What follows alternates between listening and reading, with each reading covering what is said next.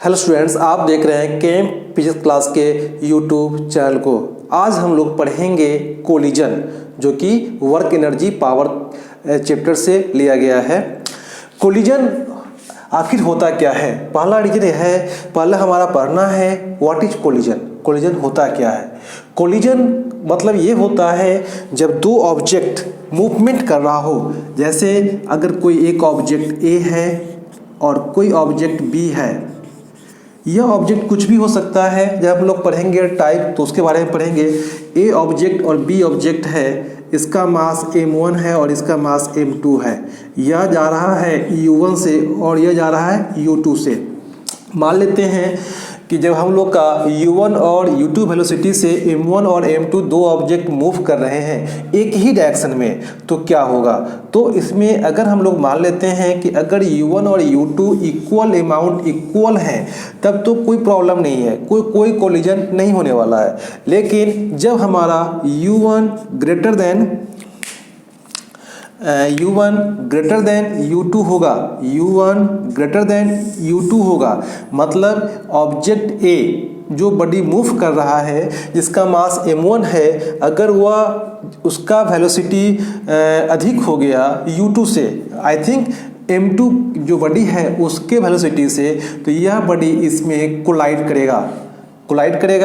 ये कोलाइड करने के बाद क्या होगा वह देखना पड़ेगा। तो पहले इसी तरीका से हमको डिफाइन करना है कि व्हाट इज कोलिजन, क्या होता है कोलिजन करते हैं। तो हमने लिखा है कि collision between the two body, मतलब क्या होता है? कोलिजन क्या हो रहा है? दो ऑब्जेक्ट के बीच में हो रहा है। मतलब m1 और m2 दो ऑब्जेक्ट है, इसके बीच में कोलिजन हो रहा है। हमने क्या लिखा है? Collision between the two bodies is defined as mutual interaction of the bodies for a short interval of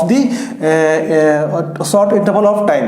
तो हमने क्या लिखा है? Collision between the two body is defined as mutual interaction of the bodies for a short interval of time due to which the energy and momentum of the body of the interacting body change। Okay, जैसे हमें यहाँ पे समझना ये है कि collision क्या होता है। कोलिजन में हमने बोला है कि अगर कोई ऑब्जेक्ट ए है, इसका मास m1 है, m1 मास है, वह मूव कर रहा है u1 से, और उसके सामने भी एक ऑब्जेक्ट मूव कर रहा है, उसका मास क्या है? m2 है, और वह u2 से मूव कर रहा है। u2 क्या है? वेलोसिटी है। अगर मान लेते हैं कि इसकी वेलोसिटी अगर इससे ज़्यादा हो गया, आई थिंक u2 से u1 ज़्यादा हो गया, तो क्या होगा? बॉडी ए बी में कोलाइड होगा। उसके बाद क्या होगा? मान लेते हैं कि अभी u1 से जा रहा है, तो इसका मोमेंटम क्या होगा? m1 u1 हो जाएगा। इसका हम लोग बात करते हैं m2 u2 हो जा रहा है। लेकिन अगर मूव करेगा, अगर कोलिजन होगा, तो क्या होगा? दोनों में कोलिजन होगा। हो सकता है कि दोनों का वेलोसिटी चेंज कर जाए आफ्टर कोलिजन। तो अगर कोलिजन के बाद अगर वेलोसिटी मेरा चेंज कर रहा है, इसका मतलब क्या है कि मोमेंटम चेंज कर जाएगा। और इसका जो होता है एनर्जी हाफ mv², जो हम लोग पढ़ते हैं काइनेटिक एनर्जी, हाफ mu1², और इसका हो जाएगा हाफ mu2²। मतलब क्या है? अगर वेलोसिटी चेंज करेगा तो यह जो पैरामीटर है काइनेटिक एनर्जी का, हाफ m1 u1 का whole square, half m2 u2 का होल स्क्वायर, ये पैरामीटर और यह पैरामीटर भी चेंज कर सकता है। इसलिए हमने डेफिनेशन में लिखा है collision between the two body is defined as mutual interaction of the body for a short interval of the time, due to which the energy, that term is main important, energy and momentum, because energy का मतलब हो गया kinetic energy और momentum का मतलब हो जाएगा P equal to m into V, और ये हो जाता है हमारा हाफ mv²। अगर कोलिजन होगा, ऑब्जेक्ट का वेलोसिटी पहले से चेंज करेगा, तो क्या होगा? यह भी चेंज करेगा और यह भी चेंज करेगा। तो हमने क्या लिखा है? Due to which the energy and the momentum of the interacting body change करेगा। तो यह हमारा डिपेंड करता है कि कोलिजन किस तरीका का है। तो हम लोग ने डिफाइन किया है अभी कोलिजन क्या होता है। Collision between the two bodies is defined as mutual interaction of the bodies for a short interval of time due to which the energy and the momentum of the interacting body change. तो हमने अभी क्या सीखा कि collision दो body के बीच में होता है तो for a short interval of time में तो उनके एनर्जी और मोमेंटम चेंज हो जाते हैं। यह डिपेंड करता है कि हमारा कोलिजन क्या है। अब डिपेंड यह करता है कि अगर बॉडी कैसा है, अगर इलास्टिक बॉडी है तो क्या होगा, इन इलास्टिक बॉडी होगा तो क्या होगा, या पार्शियली इलास्टिक और पार्शियली इन इलास्टिक कोलिजन हुआ तो क्या होगा। तो हमारा जो कोलिजन का टाइप है वो हम देखते हैं। तो हम लोग ने क्या किया है, टाइप ऑफ कोलिजन में है मतलब क्या है कि इस कोलिजन का टाइप पढ़ने से पहले हमें यह समझना है कि कोलिजन जो हो रहा है वह दो बॉडी के बीच में हो रहा है। तो दो बॉडी के बीच में कोलिजन होगा तो वह बॉडी कैसा बिहेव करेगा डिपेंड करता है कि वह आपका ऑब्जेक्ट जिसमें कोलिजन हो रहा है उसका क्या कैरेक्टरिस्टिक्स है और वह क्या होगा। जो हमें यह मालूम करना होगा कि बॉडी कैसा है। तो बॉडी कैसा होगा तो उसमें क्या है, इलास्टिक कोलिजन। अगर दो ऑब्जेक्ट ए और बी क्या है, अगर ये दोनों इलास्टिक होंगे तो क्या होंगे, अगर ए और बी दोनों इन इलास्टिक होंगे तो क्या होगा, और ए और बी पार्शियली इलास्टिक होंगे या पार्शियली इलास्टिक होंगे तब क्या होगा। तो इलास्टिक कोलिजन का एक कंसेप्ट होता है कि काइनेटिक एनर्जी एंड मोमेंटम, जो आपका मोमेंटम है वह क्या है, कंजर्व होगा। वह क्या है, कंजर्व होगा। इलास्टिक कोलिजन ये type of collision in which the kinetic energy and momentum is conserve. Second में आते हैं इन इलास्टिक। इसका मतलब क्या है, ऑब्जेक्ट ए और बी आप इसमें क्या है, इन इलास्टिक है। तो जो कोलिजन होगा उसको हम लोग बोलते हैं इन इलास्टिक कोलिजन। और इसमें क्या करेंगे, इसमें आपका मोमेंटम कंजर्व होता है, मोमेंटम कंजर्व होता है। थर्ड में हम लोग आते हैं पार्शियली इलास्टिक कोलिजन और पार्शियली इन इलास्टिक कोलिजन। इसमें क्या होगा, इसमें मोमेंटम कंजर्व होते हैं। ओके, तो हम लोग ने अभी क्या पढ़ा, what is collision and type of collision. अब हम लोग देखते हैं जब इलास्टिक कोलिजन होगा तो आफ्टर कोलिजन क्या होगा, वेलोसिटी। मतलब मेरा बोलने का मतलब ये है कि इलास्टिक कोलिजन अगर है, अगर इलास्टिक कोलिजन होगा मतलब क्या है कि आपका ए और बी क्या होगा, इलास्टिक होंगे। और इलास्टिक होंगे तो अगर हम लोग मान लेते हैं कि शुरुआत में इसका U1 है, U2 है, कुछ समय के बाद क्योंकि U1 जो है वह बड़ा है U2 से, तो क्या होगा, कोलिजन होगा। और कोलिजन होने के बाद ये कोलिजन का समय है और इसके बाद क्या होगा, हमारा वेलोसिटी क्या हो जाएगा, v1 और v2 हो जाएगा। तो हमें ये निकालना है कि आपका m1 और m2 और u1 u2 दिया हुआ है। तो what is the expression of v1 and what is expression of v2 when the body is elastic. तो हम लोग अब ड्राइव करते हैं collision between the to object when बात करते हैं कि जब m1 और m2 दो ऑब्जेक्ट हैं जो इलास्टिक हैं, तो इसके बाद क्या होगा कि अगर दोनों इसका वेलोसिटी u1 है, इसका u2 है, आफ्टर कोलिजन v1 और v2 होगा, तो मेरा मेन पर्पस होगा इस v1 का मान निकालना और इस v2 का मान निकालना इन the term of m1 u1 और m2 u2। तो अब हम लोग बात करते हैं इलास्टिक कोलिजन का और उसको हम लोग डिराइव करते हैं। आते हैं इलास्टिक कोलिजन पे। हम लोग ने माना है कि आपका ये क्या है, ये कंडीशन है बिफोर कोलिजन, यह है बिफोर कोलिजन। यह क्या है, at the time of collision, at the time of collision.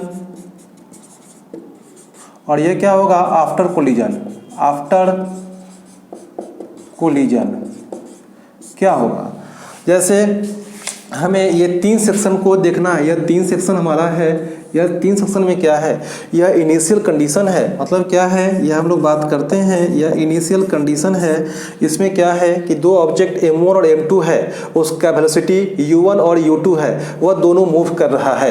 जब u1, पहला कंडीशन यही है कि कब होगा कोलिजन, जब u1 बड़ा होगा U2 से तब कोलिजन होगा। तो हम लोग ने लेके चल रहे हैं कि U1 ऑलवेज बड़ा है U2 से, तो M1 M2 में क्या होगा, कोलिजन होगा। तो at the time of collision क्या हो रहा है, M1 M2 आपस में कोलाइड किए। हमने बोला है for a short interval time, for short interval of time हमने बोला है in the definition of collision. तो यहाँ पे क्या होगा, M1 है तो M1 की बात करते हैं, जब कोलिजन हो गया तो हम बात करते हैं कि उसका V1 हो गया और इसका V2 हो गया। अब हमें निकालना है what is the value of V1, what is the value of V1 निकालना है और what is the value of V2 निकालना है, क्योंकि हमें जो दिया हुआ रहेगा वह U1 दिया रहेगा, U2 दिया रहेगा, M1 M2 दिया रहेगा। तो हमें निकालना है V1 V2 का वैल्यू निकालना है, इन इलास्टिक कोलिजन हमें निकालना है। तो हम लोग चलते हैं, डिराइव करते हैं कैसे क्या होगा।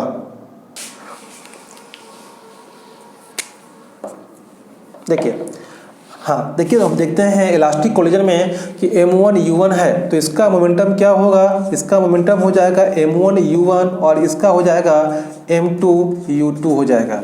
अगर इसकी बात करते हैं तो क्या होगा, M1 V1 हो जाएगा, M2 V2 हो जाएगा। अब देखिए, हम जानते हैं कि इलास्टिक कोलिजन में मोमेंटम कंजर्व होते हैं और एनर्जी भी कंजर्व होते हैं। मतलब मोमेंटम कंजर्व का मतलब क्या होगा, मोमेंटम अगर कंजर्व है इसका मतलब होता है before momentum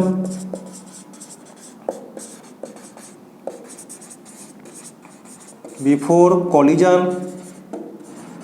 equal to momentum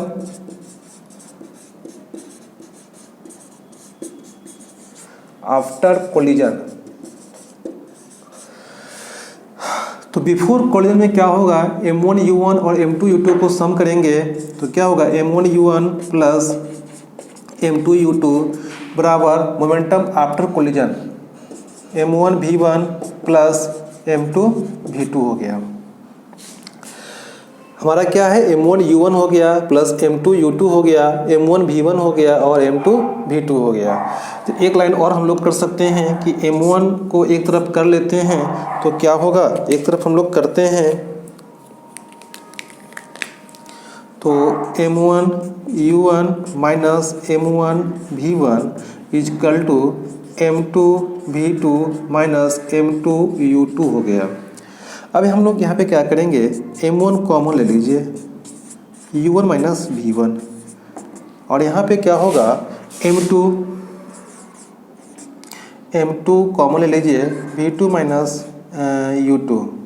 okay, तो हमारा जब मोमेंटम कंजर्व हुआ तो कुछ एक्सप्रेशन ऐसा लेके आ गया, M1 U1 minus V1 equal to M2 V2 minus U2। अब हमें बात करना है in the term of kinetic energy. जब फर्स्ट ओके, अब काइनेटिक एनर्जी कंजर्व हुआ, काइनेटिक एनर्जी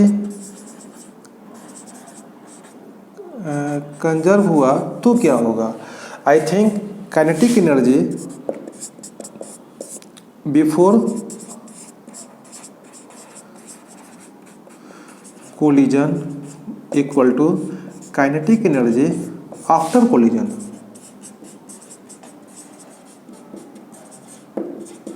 क्या होगा यहाँ पे काइनेटिक एनर्जी, अगर इसकी बात करते हैं तो क्या होगा, हाफ M1 U1 का square plus half M2 U2 का होल स्क्वायर।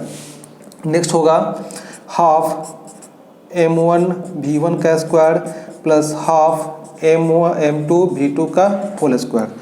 क्या करेंगे, कैंसिल हो जाएगा, 1/2 हो जाएगा कैंसिल यहाँ पे। तो हम लोग क्या लिख सकते हैं, M1 U1 का whole square plus M2 U2 का होल स्क्वायर बराबर M1 V1 का whole square plus M2 V2 का होल स्क्वायर। अब क्या करेंगे, अब हम लोग करेंगे कि M1 को एक तरफ ले आते हैं तो M1 U1 square M1 U1 square minus M1 V1 square बराबर M2 V2 square minus M2 U2 square. m1 u1 square minus m1 v1 square equal to m2 v2 square minus m2 u2 square. हम लोग यहाँ पे क्या करते हैं, आगे चलते हैं तो क्या करेंगे, कॉमन ले लेते हैं, यहीं पे ले लेते हैं m1 u1 square minus v1 square equal to m2 v2 square minus u2 square.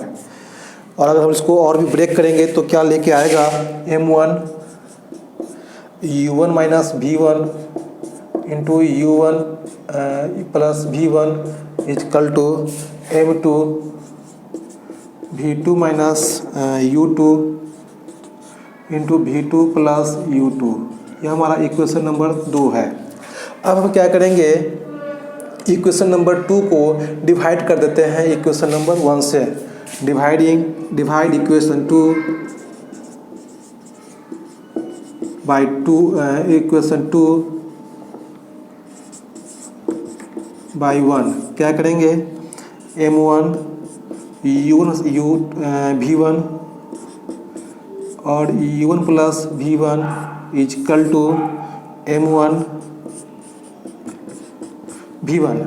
उसके बाद क्या होगा, m2 v2 minus u2 into v2 plus u2 divide कर देंगे m2 v2 माइनस u2।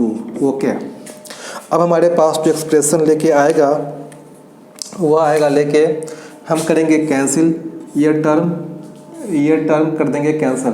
क्या लेके आ गया, u1 plus v1 equal to v2 plus u2। क्या लेके आ जाएगा, u1 माइनस u2 बराबर v2 माइनस v1। तो ये हमारा एक टर्म, वेरी इंपॉर्टेंट टर्म आ गया है। क्या है, u1 minus u2 equal to v2 minus v1। तो जब हम लोग इसकी बात करते हैं तो ये क्या है, टर्म लेके आ गया है। यह क्या है, velocity of separation equal to velocity of approach equal to velocity of separation. तो यहाँ पे एक टर्म आ गया है u2 equal to v2 minus v1। यह क्या है, वेलोसिटी ऑफ अप्रोच और क्या है, वेलोसिटी ऑफ सेपरेशन। ये टर्म हमारा आ गया है। अब हम इसको लेके आगे चलेंगे। तो अब नेक्स्ट इसके बात करते हैं, यहाँ से क्या होगा कि v2 माइनस v1 का वैल्यू निकालेंगे और हम लोग यूज करेंगे। तो फिर मिलते, अब देखते हैं आगे। तो हमारा ये इक्वेशन नंबर 1 आ गया, जो ये क्या है, मोमेंटम से कंजर्व था। जब काइनेटिक एनर्जी कंजर्व हो गया तो हमारा ये इक्वेशन आ गया। और जब दोनों को हमने मिक्स किया तो हमारे पास क्या मिला, u1 minus u2 equal to v2 minus v1। ये क्या है, वेलोसिटी ऑफ अप्रोच और वेलोसिटी ऑफ सेपरेशन। जो आपका सेपरेशन हो रहा है उसकी बात हम करेंगे। तो अब हम लोग बात करते हैं कि कैसे निकालेंगे। तो अगर हम लोग बात करते हैं यहाँ से इक्वेशन नंबर 2, इक्वेशन थर्ड लिखते हैं इसको। अब क्या करेंगे कि अगर आपको निकालना है v1 निकालना है, पहले हम लोग v2 निकाल लेते हैं। तो v2 का क्या होगा, तो हम लोग लिख सकते हैं v2 is equal to u1 minus u2 plus v1। यहाँ पे हम लोग निकाल दिए हैं u1 minus u2 plus v1। अब हमें क्या करना है, एक को निकालेंगे, दूसरा ऑटोमेटिकली सिमिलरली हम निकाल सकते हैं। कैसे निकलेगा, तो u1 माइनस u2 आ गया प्लस v1 आ गया। तो अब हमें ये लिखना होगा। तो हम लोगों ने क्या किया है कि यहाँ से v2 का मान निकाल लिया, v2 इजकल टू हो गया u1 माइनस u2, इधर आ जाएगा तो प्लस ले लेंगे। अब इस v2 का वैल्यू हम पुट करेंगे इन इक्वेशन फर्स्ट में, इस जगह पे पुट करने के बाद क्या होगा, m1 u1 v1 equal to m2 u1 minus u2 plus v1। ये जो वैल्यू हम जो लिख रहे हैं वो इसका है, और क्या हो जाएगा ये माइनस ऑफ u2। उसके बाद ब्रेक करेंगे, m1 u1 minus v1 equal to m2 u1 minus u2 minus u2 हो जाएगा। उसके बाद क्या हो जाएगा, u1 minus 2 u2 plus v1। अब क्या करेंगे, हम लोग इसको ब्रेक करेंगे, m1 u1 m1 v1 m2 u1 2m2 u2 plus m2 v2। अब क्या करेंगे हम लोग, इसको क्या करते हैं कि हमें v निकालना है। v एक तरफ ले जाते हैं, v को हम लोग क्या करते हैं, इस v को उठा के यहाँ पे ले जाते हैं और इसको इधर ले आते हैं। तो क्या होगा, m1 u1 इधर आएगा तो माइनस, ये आएगा तो प्लस, और ये उधर आएगा और कॉमन ले लेंगे v1। तो क्या हो गया, m1 u1 minus m2 u1 plus 2m2 u2 equal to m1 plus m2 into v1। उसके बाद क्या होगा, हम क्या करेंगे कि U1 को इसमें से U1 कॉमन ले लेते हैं। U1 कॉमन हो गया, M1 माइनस M2 हो गया प्लस 2M2 U2, और ये हो जाएगा M1 plus M2 into V1। और क्या करेंगे, डिवाइड कर देंगे, थ्रू आउट कर देंगे डिवाइड M1 प्लस M2 से, तो क्या हो लेके चलाएगा U1 M1 माइनस M2 बटा M1 plus M2 plus 2M2 U2 बटा M1 प्लस M2। तो ये हमारा डेरिवेशन आ गया है, वह किसका आ गया है, वैल्यू ऑफ V1 का वैल्यू आ गया है। तो जब हम V1 का वैल्यू निकाल लिए हैं, सिमिलर प्रोसेस से हम लोग V2 का मान निकालेंगे। तो हम लोग सिमिलरली जिस तरीक़ा से V1 निकाले हैं, अभी हम लोग ने क्या किया था, V2 को ले लिया था, उसमें क्या करेंगे कि V1 को लेंगे और V2 के टर्म में आंसर आएगा, तो जो भी हम लोग निकालेंगे वो V2 यहाँ पे आ जाएगा। तो इस तरीके से हम लोग करेंगे। तो अब हम इसको देखते हैं, जो हमारा स्पेशल केस होगा कि इस बॉडी का मास अगर ज़्यादा हो गया, कम हो गया, नेग्लिजिबल हो गया, क्या होगा उसके। तो हम लोग अब मिलते हैं स्पेशल केस में कि क्या कंडीशन हो रहा है। तो हम लोग ने अभी V1 का मान निकाला, सिमिलरली हम लोग ने V2 का मान निकाल लिया। अब हमें क्या करना है, एक स्पेशल, ये हमारे 5 एक्सपेरिमेंट है, उसमें हम जो भी हमने डेरिवेशन किया है, जो हमने एक्सप्रेशन किया है, वो वैल्यू हमने निकाला है। अब हमें करना क्या है कि इसमें अब देखना है कि अगर स्पेशल केस की बात करते हैं, स्पेशल केस की अगर बात करते हैं तो क्या बात करेंगे, केस 1 में अगर बात करते हैं तो क्या होगा, M1 इजकल टू M2 हो गया तो क्या होगा, तो M1 इजकल टू M2, तो V1 यहाँ पे क्या होगा, 0 हो जाएगा। और इसकी वैल्यू बात करते हैं तो ये कंप्लीट 0 हो जाएगा। और 2M2 बटा M1 प्लस M2, तो क्या लिखेंगे, V1 equal to 0 into U1 plus 2M1 plus 2M1 into U2, ये कट जाएगा तो V1 इजकल टू U2 हो जाएगा।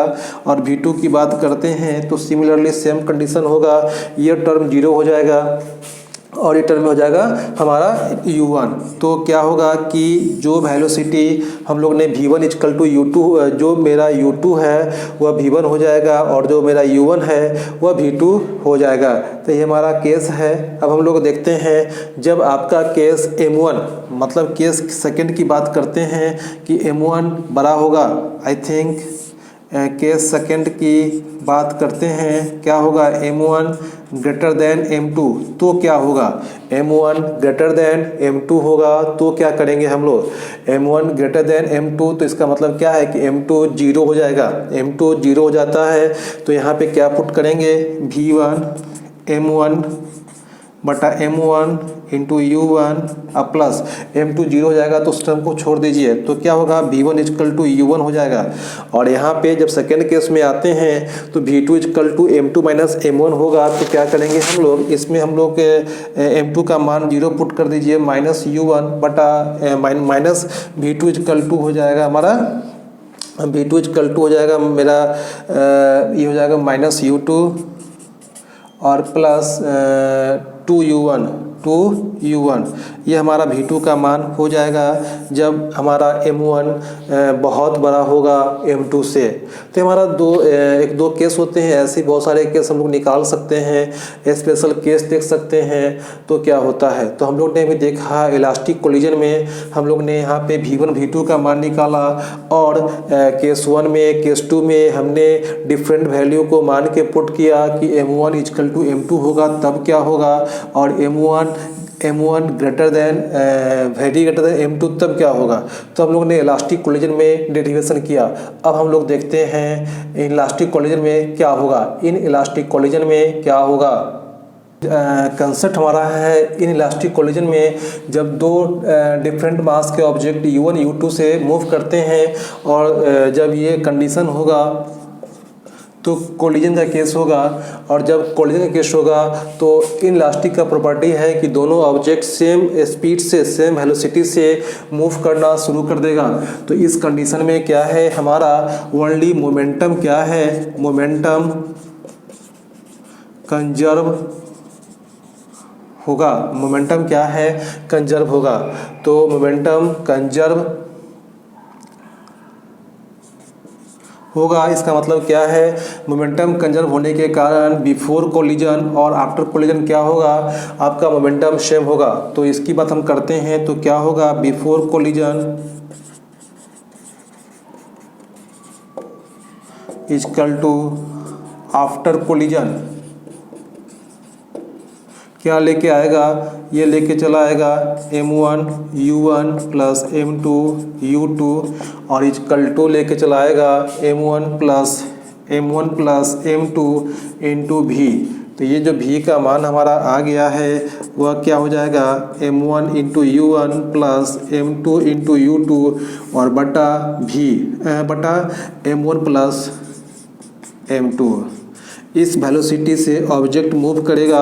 जब दो ऑब्जेक्ट इनलास्टिक होंगे और कोलिजन होगा तो इस जो मेरा निकला है वेलोसिटी, इस वेलोसिटी से हमारा ऑब्जेक्ट क्या करेगा, मूव करेगा। तो ये इससे पहले हम लोग ने देखा था इलास्टिक कोलिजन का जो हमारा डेरिवेशन था जिसमें कि v1 v2 निकाले थे, और अभी क्या हमने देखा है इनलास्टिक कोलिजन में जो v का मान आ गया है, क्या आया है, m1 u1 plus m2 u2 बटा m1 प्लस m2 का मान हमारे पास आ गया है। इसमें क्या है कि इलास्टिक कोलिजन मोमेंटम कंजर्व होगा लेकिन एनर्जी कंजर्व नहीं होगा। मतलब क्या है कि एनर्जी सेम नहीं होगा, तो कहीं ना कहीं एनर्जी क्या करेगा, लॉस करेगा। तो एनर्जी लॉस करेगा, क्या करेगा, डेल्टा के ई जो हमारा काइनेटिक एनर्जी है वह क्या होगा, जो आपका कोलिजन हुआ उसमें से इसको सब्ट्रैक्ट कर देंगे तो हमारा वैल्यू क्या आ जाएगा, के ई बिफोर, अगर के ई माइनस के आफ्टर की बात करते हैं तो क्या लेके चलाएगा, हाफ m1 u1 का whole square half m2 u2 का होल स्क्वायर और माइनस के ई क्या होगा आपका half m1 plus m2 into v का होल स्क्वायर। ये हमारा क्या है, लॉस ऑफ एनर्जी होगा जो कि हम लोग ने देखा है। तो ये हमारा काइनेटिक एनर्जी लॉस किया है क्योंकि इस तरह के जो हमारा इलास्टिक कोलिजन होगा उस मोमेंटम कंजर्व नहीं है। तो मोमेंटम कंजर्व है, काइनेटिक एनर्जी कंजर्व नहीं है। तो काइनेटिक एनर्जी कंजर्व नहीं होगा तो कहीं ना कहीं लॉस होगा। तो हमने लॉस निकाला कि हमारे पास ये इतने एनर्जी जो होंगे वो लॉस करेंगे और जो वेलोसिटी होगा जिस आफ्टर कोलिजन के बाद जो वेलोसिटी मूव करेगा वह क्या है, इस वेलोसिटी या v के मान से आपका वैल्यू आपका निकला है, क्योंकि जब इलास्टिक कोलिजन होगा तो इस वेलोसिटी से ऑब्जेक्ट मूव करना करेगा। तो हम लोग मिलते हैं नेक्स्ट लेक्चर में। Thank you.